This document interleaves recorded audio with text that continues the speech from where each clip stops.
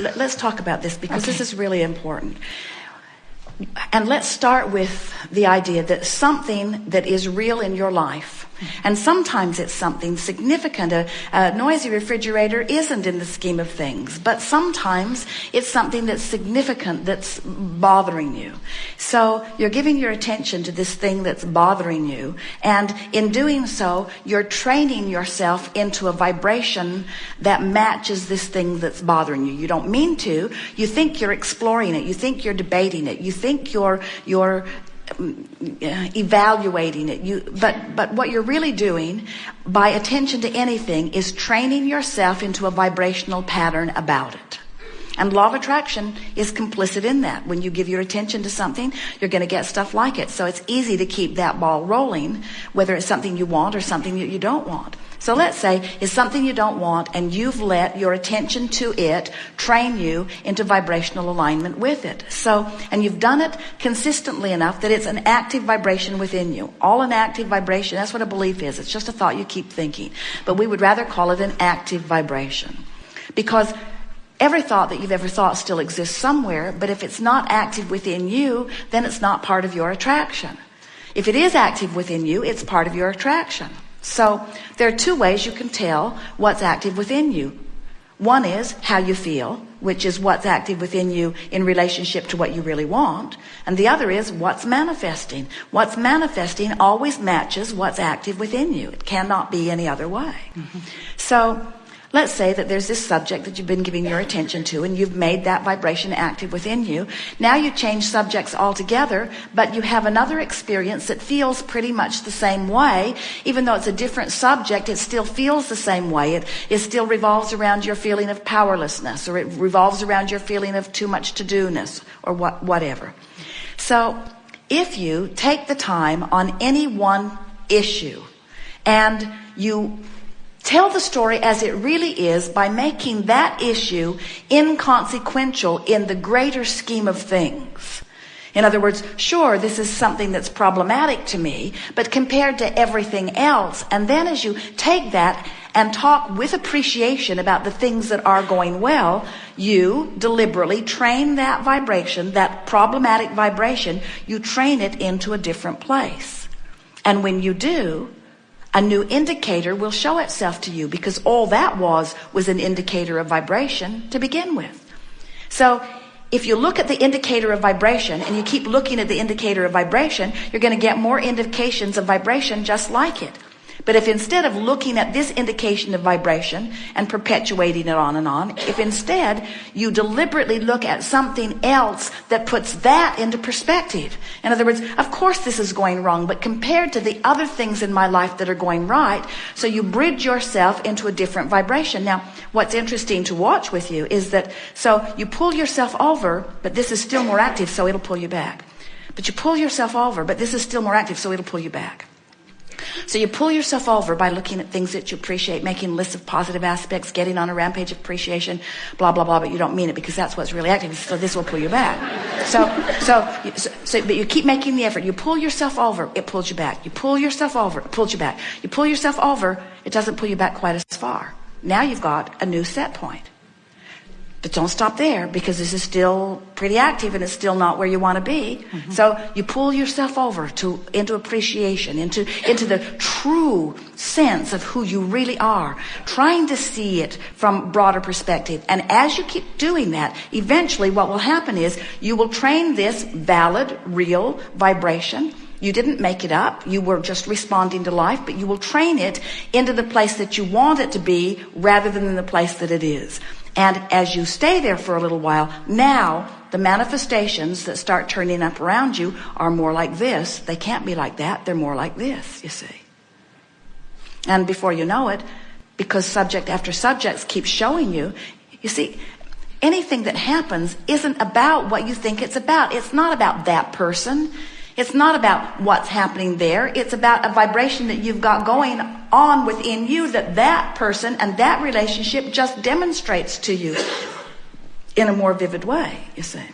So that's just cleaning up the vibration by that's just what cleaning up the vibration is. Yes, that's just by brilliant. reaching for the thought that feels better, but not reaching for it in a lazy way, reaching for it in a determined way, trying to improve the way you feel. And you see, this is the thing that Esther and others will say. Esther will say, but Abraham, I'm not making this up. It's true. And we'll say there are all kinds of things that are true that you don't want to achieve vibrational alignment with. And there are all kinds of things that are true that you would like to achieve vibrational alignment with. Be particular about what you give your attention to. But don't try to sort it out in the thought world. It will drive you crazy. Sort it out in the emotional world. Choose your thoughts based upon how they feel, we say to Esther. Don't use the truth of it as the criteria. Use the feeling of it as the criteria. But it's interesting to watch Esther. She's been listening to us for a long time. All kinds of things. A woman was trying to counsel her the other day about something like that, and Esther wanted to pick up the book and say, I know, I wrote that here. She knows it. You all know it, but you've got to practice it personally. And until you care how you feel, you have no platform for improvement. You've got to care how you feel. So you just don't go there because that doesn't feel good, whether it's true or not. I just don't go there because it doesn't feel good. But I take that subject and I go there. That feels better. Let's talk about time, because time is one of the major shortages that people feel. Don't have enough time. It puts pressure on you about the behavior that you can wedge into time. And if you could feel the power of this vibrational reality, and you could let it call you and you could focus there, you would discover a powerful leverage that would make time nearly irrelevant. Because think about it for this reason. So you're banging around, things aren't going well, but you're asking for something better. And it's already been assimilated. It's already been amassed. It's already done.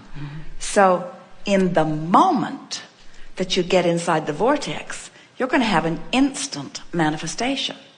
That's a good use of time. Instant is a good use of time. You see. So if you hover in appreciation and hopefulness, then you're not far from the universe being able to deliver to you stuff that you want. That's why. Haven't you wondered why there are people that are masters at things, powerful people? Don't you find an enormous disconnect between what some people earn in an hour and what other people earn in an hour? There's just not enough competence or charts of awards on the wall to justify the financial variance in what people earn. It's got to be something other than activity. It's got to be something other than college degrees. It's about being in the right place at the right time, which means it's about getting inside your vortex, which means it's about being in vibrational alignment with what you've created, which means it's about releasing of resistance, which means it's allowing yourself to live what you've been creating over a period of time. The leverage of time is only experienced when you get inside your vortex. And if you're outside your vortex, that feeling of not being able to go fast enough, it is a vivid feeling that you feel because you're not seeing this situation through the eyes of the total you that knows how well it could go. Have you ever had an experience where in the midst of something, it's like everything went into slow motion, where you were afforded the ability to offer precise behavior in order to get the outcome that you wanted? Time is a perceptual thing. And when you get inside your vortex, you will not feel time shortedness. Because when you're vibrationally up to speed with what you have created, you'll be flying at the same speed that it is. Others will find you amazing, but you will not feel the difference. It's like if you're in an airplane at 50,000 feet going 600 miles across the sky and you're looking out at the landscape below and everything's just floating along, looks wonderful, all calm and nice, but put that same aircraft on the ground, white knuckle. And so when you get into vibrational alignment with this vortex, time becomes irrelevant. You do not have time shortages, because when you're in the vortex, you know what it feels like when you're inside this vortex? You have an idea and the universe yields it to you.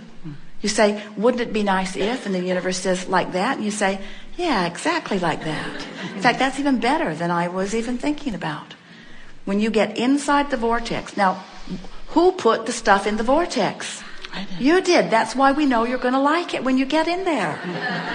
You put it there. But here's a bulletin for you. The combination of all the stuff you put in there, when it's all melded together, it's millions of times better than any individual component that you put there. That's why sometimes you have to feel your way there. You can't think your way there. You have to feel your way there. So, in the same way that a lot of people are using that rascal as their current excuse to not be who they really are, you could use wonderful things as your current excuse to be who you really are. How did you get trained to be such problem solvers? Oh, let's give this to you. You are not the problem solver. You're not the problem solver. You're the problem maker. Hear it. It's good. You're not the problem solver. You're the problem maker, which means you're the solution maker, but you are the solution allower. You're not the solution maker. You're the solution allower. The solution allower. You cannot solve a problem. You can allow it. You can allow the answer, but you can't solve a problem. Ooh, let that be meaningful. Because Esther, bless her heart, she was going to solve the problem of this refrigerator. Little did she know she was going to just drag its equivalent everywhere she goes. It seems like I should be able to wrestle this to the ground and kill it, doesn't it? I should be able to solve this problem. But the whole basis is a flawed basis. You didn't come as problem solvers. You came as expanders. You came as creators of better experience. So the problem sets the better experience in motion. Now let the problem, which set the better experience in motion, let it go. It served its purpose. Don't go back and try to mine it for justification or for your sense of worthiness.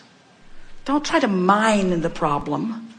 The problem served its purpose. Give your undivided attention now to the solution. And time will never be a problem for you again. Because when you look forward, forward is expansive. Forward is freeing.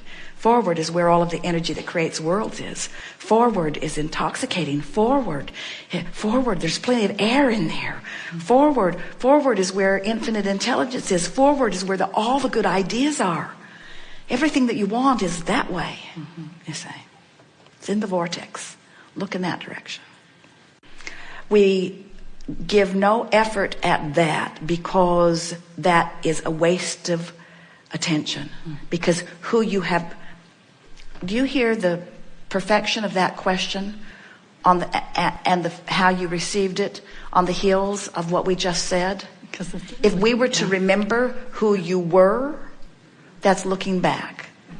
We're only interested in who you are. And we're not even interested in who you are in relationship to who you really are. We're just interested in who you really are. And we'll make this distinction now. It is only in this environment where a physical allower like Esther is translating the clarity of that which is Abraham, that we can even address the distinction between where you are and who you really are. Because if you were talking to Abraham without the definition and explanation and interpretation of Esther, we would only be talking about this. It's a sort of bridge. You make it for yourself all the time. In other words, did you get that? Who you really are isn't interested in who you've been or who you even are right now. Who you really are is out there where you've already gone. Because we leave it to the rest of you to catch up. We're not going back. We can't go back and get you. We can't go back. We're over here. You've got to come to who you have become. Not only to get the stuff you want, which is over here with us, but to feel good. You got to come. You got to come to, and anything less than being who you really are feels awful. Thank you. Yes.